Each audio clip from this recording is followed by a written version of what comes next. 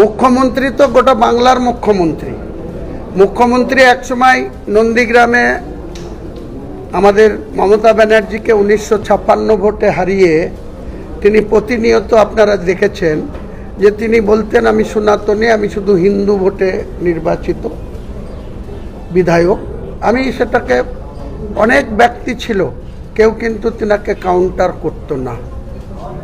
আমাদের মুসলিম এমএলএদের নিয়ে ডাইরেক্ট উনি বলেছিলেন বিধানসভা থেকে চ্যাংদোলা করে বের করে রাস্তায় ফেলবো।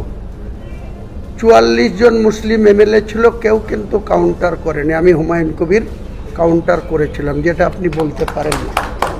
তো আজকে তিনি বাংলার মুখ্যমন্ত্রী, 11.5 কোটি মানুষের তিনি মুখ্যমন্ত্রী।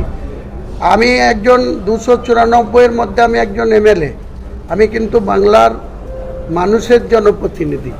সেখানে আমাকে যে ভোট দিয়েছে তারও জনপ্রতিনিধি, যে আমার এগেনস্টে ভোট দিয়েছে তারও জনপ্রতিনিধি।